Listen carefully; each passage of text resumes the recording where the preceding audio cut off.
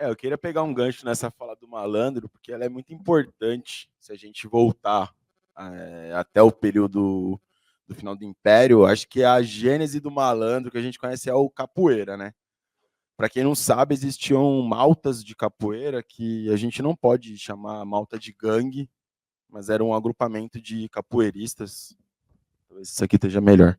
É um agrupamento de capoeiristas que tanto lutaram na Guerra do Paraguai, em troca da liberdade que muitas vezes não veio. Isso acontece com as populações colonizadas ao redor do mundo, tanto na Guerra do Paraguai como na Primeira Guerra, na Segunda Guerra, enfim, qualquer outro conflito. A França, por exemplo, na Segunda Guerra usou grandes regimentos de exércitos coloniais, então foi uma possibilidade de libertação arriscada, porque, enfim, a Guerra do Paraguai foi um genocídio, né?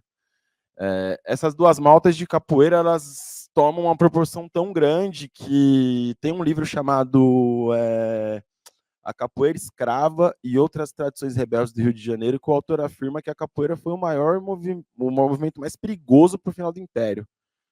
Os capoeiristas saíram do controle e, mais uma vez, o Estado procurou uma maneira de cooptar essas figuras que eu não posso chamar de revolucionárias, mas elas eram contra o status quo, né? Contra a condição posta. E esses capoeiras eles passam a atuar nos partidos políticos da época, que era o Partido Liberal, o Partido Republicano, antes da formação dos partidos modernos, já numa democracia burguesa, né? Então eles são contratados para no dia da eleição ir nas urnas e rasgar voto, bater em eleitor de outro candidato. Então já existe ali uma tentativa de cooptação do malandro por entender que a gente pode fazer um paralelo do malandro capoeira, talvez, com o conceito de Lupen proletariado que o Fanon traz. Não o conceito do Marx, que é um Lupen diferente. O Marx está ali meio que falando que eles não podem servir para nada. O Mao Tse Tung e o Fanon estão falando de um Lupen proletariado que, se ele for não educado, a palavra educado é ruim, né? Mas se a gente conseguir trazer ele para o lado do partido, para o lado da causa, ele pode ser um bom combatente. Então a gente pode identificar, talvez, aí, mesmo que não seja ainda no modo de produção capitalista, um Lupen proletariado ali no capoeirista. A segunda versão do malandro que a gente tem já é o malandro que vai dar origem para o samba moderno, né? O Vini falou muito dessa questão do malandro do Noel Rosa e Wilson Batista. É interessante pensar que esse samba que se configura como samba, o primeiro samba, né, que é o pelo telefone, que é o samba do Rio de Janeiro, enfim, o Vini já explicou essa problemática, estou 100% de acordo com ele. Acho que existem vários fatores que fazem com que o samba carioca seja o samba oficial do Brasil, hegemonicamente falando. Pelo telefone é um samba que nasce na casa da tia Ciata e ele gera uma briga, né? Porque o Donga diz que é dele, a tia Ciata fala, não, isso é uma composição comunitária que todo mundo ajudou. Então já começa uma primeira briga. Quem tiver por São Paulo ali até fevereiro, tá rolando uma exposição no IMS lá sobre a Pequena África, que é muito boa, que tem uns documentos sobre esse samba, tem até uns documentos das pessoas brigando ali sobre a composição desse samba, então vale a pena dar uma olhada. E eu divido o samba em 3 partes, assim. Isso sou eu que faço, já vi outros historiadores fazendo, o samba moderno, no caso. Eu divido a primeira fase do samba pelo telefone, tia Ciata. A segunda fase, para mim, que é a fase que o Vini trouxe, que é o samba urbano do Estácio de Sá, que é o samba batucado. E, para mim, a terceira grande mudança no samba fundo de quintal, é o Cacique de Ramos, em termos étnico-muscológicos e, enfim, vários outros fatores. Esse samba do Estácio, ele nasce num lugar muito pobre. Ao mesmo tempo que você tem a Pequena África, ali na Cidade Nova, Casa de Tia Ciata, que é um quilombo, né, uma forma de quilombo. Tinha um terreiro, ela cuidava da rapaziada. Tem uma história famosa de que a Tia Ciata cura a perna de um presidente do Brasil e de uma ferida que ela tinha na perna, e ela era como... Ela na verdade, não era mãe de santo, ela era mãe pequena, ia querer, né? No candomblé, que a gente chama. Ela consegue curar essa ferida desse presidente e ele fala, tá, o que você quer em troca? E ela fala, eu queria um emprego pro meu marido e que você deixasse meus meninos em paz, né? Polícia, né, sempre pegando o pessoal na rua. Ainda nem era a lei da vadiagem essencialmente, mas já era ali já era uma lei da vadiagem. Naquele mesmo espaço geográfico, um pouco mais para o lado, existe o Estácio de Sá. O Estácio de Sá era o quê? Era um agrupamento de malandros. E tinha uma categoria de malandro que era o malandro Kaften, que era o malandro que ele era o que a gente conhece como por cafetão.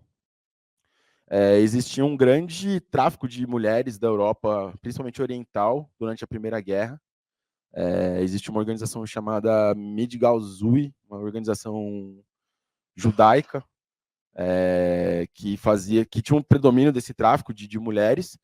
Essas mulheres começam a vir para a América Latina e elas são conhecidas como polacas, porque por elas serem da Europa Oriental, eles reduzem a polaca, de polonesa, mas vinham mulheres da França, da Alemanha, mas primordialmente da Europa Oriental. A gente sabe que a Rússia, né, o Império Russo, sofreu muito nessa guerra. Então, essas mulheres eram trazidas para cá para trabalhar na zona do Mangue, que era essa região do Estácio de Sá. Essa configuração da economia da zona do Mangue, que é uma configuração de economia de prostituição, de jogo, jogo de chapinha, jogo de baralho. Existia um malandro de segurança também, que fazia segurança para pessoas. Existia um malandro que fazia a cobrança enfim, de proprietários. Então a gente veio conversando no caminho, né, que parece que a história da cultura negra é uma história que só nasce da violência, né, na diáspora. Ela nunca nasce num momento de paz, assim, né, enfim, nunca é uma palavra que não deve ser usada, mas historicamente a gente percebe que a cultura negra afrodiaspórica ela surge de violência.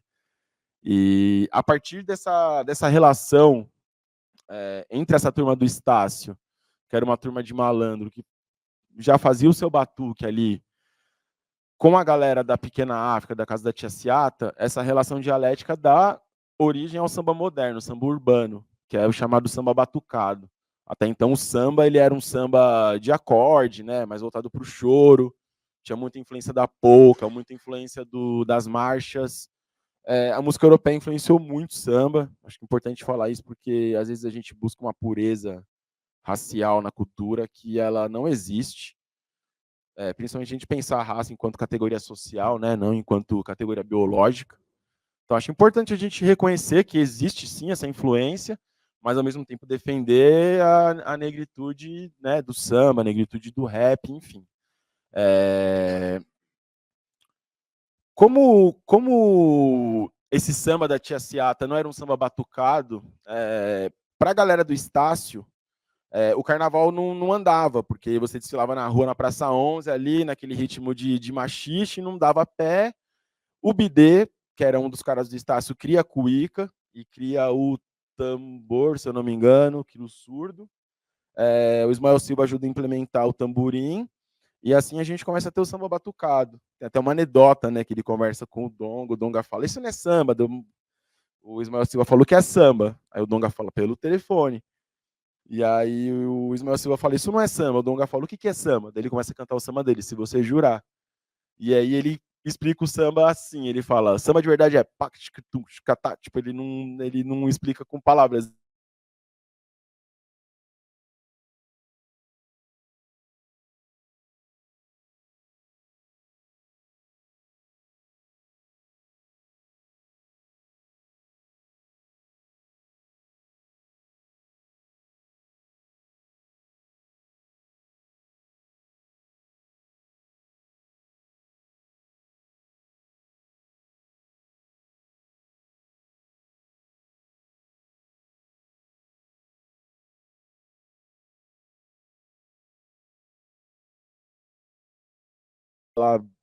Ela deixa de existir por conta disso, né?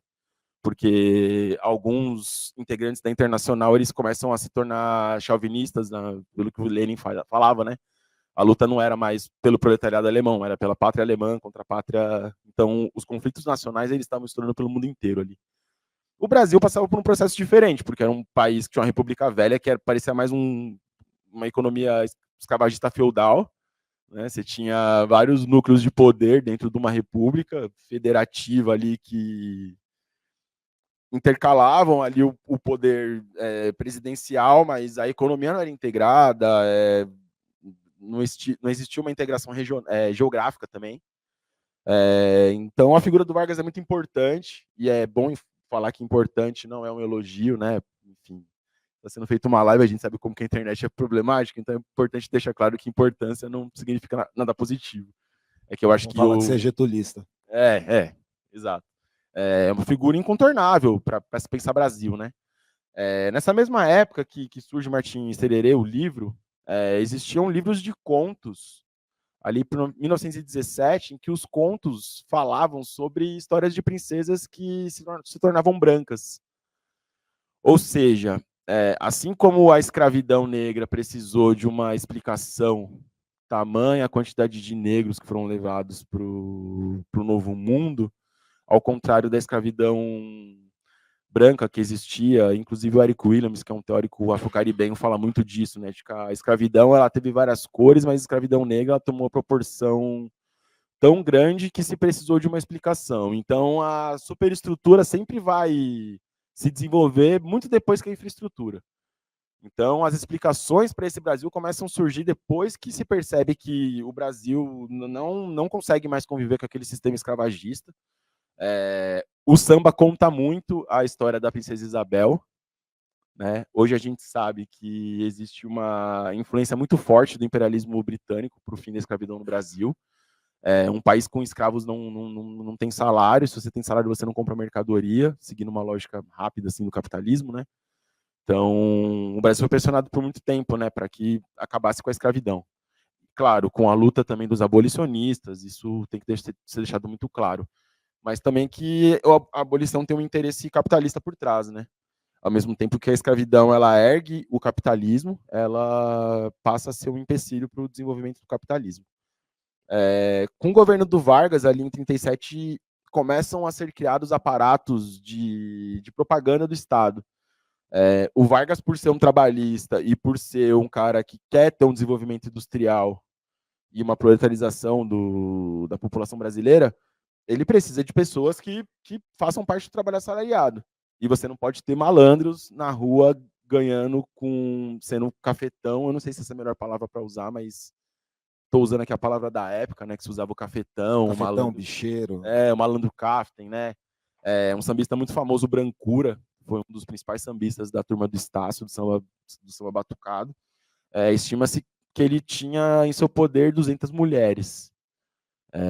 O Brancura andava de terno de linho, chapéu panamá, andava armado sempre de navalha. Então, assim, aquele malandro capoeira continua existindo no malandro do samba, né, com as suas características físicas, com as suas características do tipo de arma que se usava, com as vestimentas. Então, por isso que eu disse que o capoeira ele é a gênese ali, né, do malandro, assim, que a gente conhece. A partir disso, o Vargas, e aí essa grande sacada, né? Eu acho que o Brasil ele é genial na tecnologia do racismo. O Brasil não precisou implementar uma lei de Jim Crow e nenhum apartheid, mesmo sabendo que isso existe em certas maneiras, a violência policial, as favelas, as próprias leis do voto, né? Que os analfabetos não votavam. Quem é um analfabeto no Brasil? Era ex-escravo, mulher. Então, claro que existiu uma opressão física, uma separação física, mas a tecnologia do racismo no Brasil é muito inteligente, porque o Vargas conseguiu enxergar o quê? Falar, pô, não é pra gente ser branco, a gente ser mestiço, essa é a nossa diferença. Isso é explicação ideológica, né? Estruturalmente, na economia, o negro continuava fora do mercado de trabalho, ele serve como um exército industrial de reserva, né? Porque o capitalismo precisa de uma massa de desempregados para funcionar, para você fazer os salários baixarem, para você ter um controle sobre a economia. Esse exército de reserva eram os negros. A gente teve até uma discussão sobre isso, né? Porque o Florestan depois vai tratar, né, sobre a inserção do negro na sociedade de classe e tal. A gente estava discutindo sobre se essa inserção era realmente interessante ou não, mas independente disso, a figura do malandro, a figura do sambista, a figura da tia Ciata com aquele quilombo, ela não serve. Todo mundo precisa trabalhar para servir uma nação. A partir disso, e junto com essas teorias que o Vini já trouxe do verde-amarelismo, do ufanismo, as discussões das semanas de arte, que vão começar a pensar esse mestiço, essa beleza do Brasil que é a mestiçagem.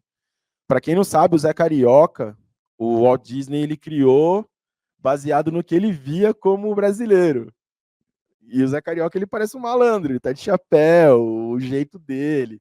Só não pintaram o Zé Carioca de preto, que é um papagaio, assim, mas o Walt Disney, ele se baseia no que ele via no Brasil. Qual que é a figura do brasileiro? É um malandro, não gosta de trabalhar, preguiçoso. Essa foi a homenagem que ele deu pro Brasil no governo do Vargas, né? Então o samba ele sofre uma transformação muito, muito grande nesse momento, porque o samba até então era um ritmo contra-hegemônico. A primeira geração do samba, ele canta a malandragem, a mulher é colocada num papel de subalternidade. Por quê? Porque as mulheres que os sambistas cantavam eram umas polacas, eram as mulheres que trabalhavam para eles com a prostituição, com a venda do corpo. O samba se constitui dessa maneira ali. Digo, o samba do Estácio, né? O samba que se torna o samba batucado, o samba que a gente conhece hoje. E esse processo ele não se dá assim, numa forma de aceitação, tem muita briga, né? Então, além dessa briga do Sou Batista com o Noel Rosa, tem outras brigas. Alguns sambistas adotam a ideologia do Vargas, então passa a cantar malandra quem trabalha. Então você vai ver composições falando, como que eles falam? Não é orgia. Eles usam muita palavra orgia, né, para falar de vadiagem, né, de rua. Eu larguei orgia por causa dessa mulher, eu sou um trabalhador e coisa e tal. Uma outra parcela decide não fazer parte desse processo. Fato é que a partir disso que o carnaval deixa de ser um movimento independente, o desfile começa a ser controlado pelo Estado, os desfiles na Praça 11 eles começam a ser organizados pelo Estado, então isso é uma forma de controle também, né, sobre os corpos que desfilam, os discursos que desfilam. E eu acho que é nesse momento que a gente chega ali nos anos 40, já que é quando esse samba ufanista ele vai não atingir o ápice essencialmente, né? Porque na ditadura a gente também tem uma composição de sambas assim bem bem problemática. E aí quando eu falei sobre esses meus questionamentos sobre a história do Brasil no samba, é porque eu vi um documentário na Globo sobre o samba e era sobre o Império Serrano, uma escola de samba do Rio de Janeiro bem tradicional. E dois dos compositores do Império Serrano, o Mano Décio da Viola e o Silas de Oliveira, são considerados dois dos maiores escritores de samba enredo da história. E a filha do Silas de Oliveira fala que, por ele ser analfabeto, ela lia os livros de história para ele. E o que se ensinava nos livros de história da década de 20 e 30? Era uma historiografia, como que eu posso dizer? Não chega a ser liberal, né? Mas é aquela coisa do positivismo do Comte mesmo, das grandes figuras, né? Então, era o que ele tinha acesso da história do Brasil. Então, ele vai compor um samba maravilhoso que chama Heróis da Liberdade, que o Jair Rodrigues gravou, e que basicamente no samba, o Jair Rodrigues cantando fala que a maçonaria tomou a decisão do fim da escravidão. Você vai ter um outro samba de composição deles com a Ivone Lara, que chama Os Cinco Bailes da História do Rio, que fala também da maçonaria como os grandes benfeitores ali, né, do fim do Império, pessoas muito boas que queriam um Brasil mais justo. Você vai ter outro samba muito importante também, que é Heróis da Liberdade, foi o que eu falei? Não, Heróis da Liberdade. Cara, tem um outro samba deles que chama Exaltação a Tiradentes. Tudo isso Império Serrano, tá? Império Serrano é o que a gente tava falando. Eu gosto de ouvir música. Eu entendo as problemáticas dela. É claro que eu não quero ver uma música que seja racista, homofóbica, machista, entendeu? Mas eu escuto música. E eu consigo ver beleza, apesar de ver a problemática. E Exaltação a Tiradentes é um samba lindo. Ele, nesse samba, ele é um líder, de fato, revolucionário brasileiro e tal. E a gente sabe a real, né, do Tiradentes. Então, o samba é muito influenciado pela historiografia que era contada. A historiografia dos livros escolares, a historiografia oficial. E não só por esse positivismo dos grandes líderes, né, das figuras que mudaram a história, passa-se também a adotar esse discurso do Martim Sererê, que é a união de raça, que é a construção de um Brasil mestiço. E o mestiço não era exatamente fenótipo, não era sobre isso. Era sobre três raças diferentes constituírem uma nação misturada. Não que todos fossem misturados, não que todos tivessem a pele de cor, a pele marrom, não é sobre isso. É sobre essa mistura que deu origem a um ideal brasileiro. Então, minha primeira intervenção é essa, porque eu acho que chegar no Vargas é interessante pensando no Rio, mas pensando no São Paulo também, porque as escolas daqui vão sofrer muito com isso. O Camisa Verde e Branco vai compor muitos sambas ufanistas, o vai passar por isso também, os cordões carnavalescos vão perder muito, a gente vai ter assassinato de 2 grandes sambistas na ditadura, então o Vargas é um ponto de virada assim, que é incontornável para a gente entender a cultura brasileira, assim, principalmente o samba, que assim como a capoeira, assim como a Umbanda e assim como outros movimentos, passa pelo processo de deixar de ser uma cultura negra para ser uma cultura brasileira. Na ditadura, a Umbanda foi bastante beneficiada, não é a palavra, mas ela passou a ser exaltada por certos setores ali do governo ditatorial, porque é a religião brasileira. A capoeira regional vai ser a capoeira que vai ser autorizada pelo governo, que é uma capoeira diferente, mais moderna, que o mestre Bimba criou ali. Ela tem elementos já de artes marciais ocidentais, em detrimento da capoeira Angola, que é uma capoeira quase idêntica à capoeira escrava. Então a gente tem que entender que, ainda que esses grupos culturais sofram a mão pesada do Estado e do racismo, eles foram usados para se constituir o mito nacional. E o mito nacional é esse, o mito nacional de que o samba é um ritmo brasileiro, ele não é negro, a Umbanda é uma religião brasileira, a capoeira é uma luta brasileira. Então, acho que paro aqui nesse início do governo Vargas aí para a gente conseguir falar do resto.